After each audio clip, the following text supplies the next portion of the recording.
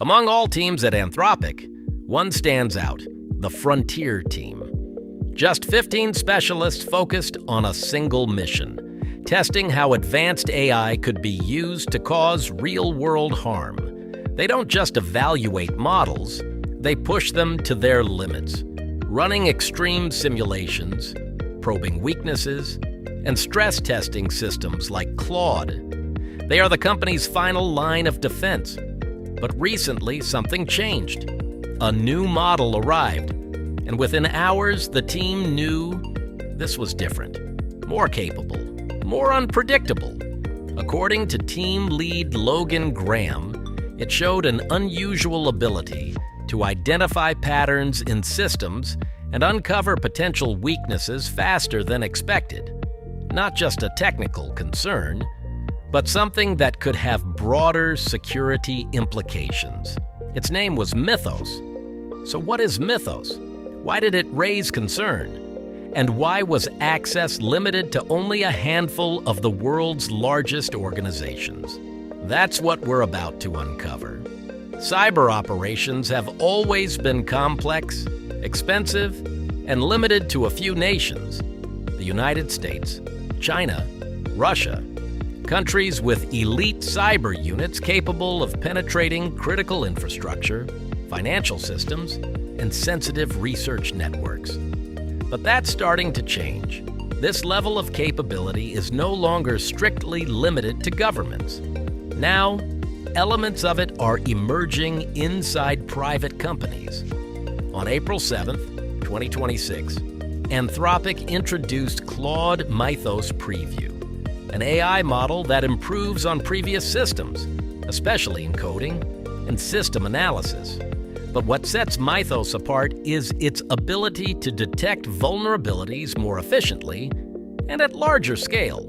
According to Anthropic, it was able to identify a significant number of potential flaws across operating systems and web applications, issues that would normally take teams of experts long periods to uncover. In the wrong hands, this isn't just a helpful tool. It could be misused, capable of assisting in data theft, system disruption, and risks to critical infrastructure. To understand why that matters, imagine a bank: layers of security, doors, alarms, monitoring systems, and deep inside, a protected vault. Until recently, even advanced AI systems couldn't simulate a full intrusion process.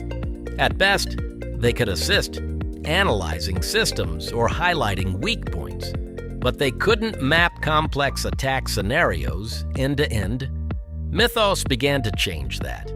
During internal testing, researchers noticed it wasn't just analyzing isolated issues. It could connect multiple weaknesses into broader scenarios. As testing continued, the results became more notable. Mythos started suggesting possible exploitation paths across different environments, including Linux systems. Back to the bank. This time it doesn't stop at one door. It maps parts of the structure, identifies weak points, and suggests possible paths toward more sensitive areas. This isn't full automation, but it's a significant step forward. For months, Anthropic's leadership closely monitored its behavior. At first, it was impressive, but over time, it raised concerns. Mythos wasn't just analyzing systems, it was improving at navigating them. Eventually, the conclusion became clear.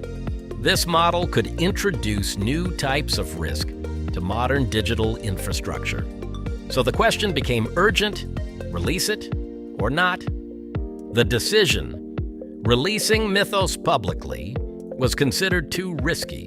Instead, they chose another path: restricted access, limited to a small group of the world's largest organizations, and launched a controlled initiative, Project Glasswing, a program where selected institutions, Amazon, Apple, Google, Microsoft, NVIDIA, and JP Morgan, would use Mythos not for offense, but for defense, to study it, to better prepare for emerging threats.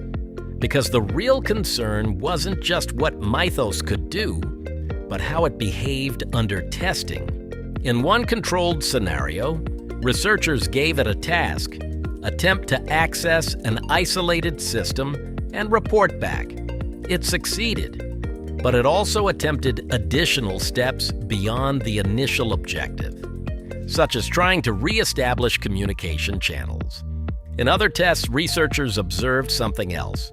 Mythos didn't always follow instructions in a strictly linear way. Sometimes it adapted its approach.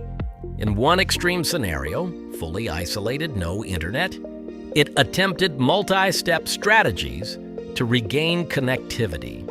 That's when concern increased, because this wasn't just a powerful tool, it was a system capable of semi-autonomous problem solving. And in the wrong hands, it could significantly amplify an attacker's capabilities. Even before the public announcement, major institutions were already testing it. J.P. Morgan was among the first. Soon after, others followed: Goldman Sachs, Citigroup, Bank of America, Morgan Stanley, all exploring how systems like Mythos could strengthen defenses. At the government level, interest quickly grew. The U.S. Treasury requested access. High-level discussions followed. Then internationally, the UK, Canada, the European Commission. But access remained tightly controlled, limited to a select group. And this is where the shift becomes clear. Mythos isn't just faster. It's more effective at discovering and connecting vulnerabilities, including ones that might otherwise go unnoticed. Some remain skeptical. They believe the claims are overstated. But others, those who've tested it directly, suggest it represents a meaningful shift.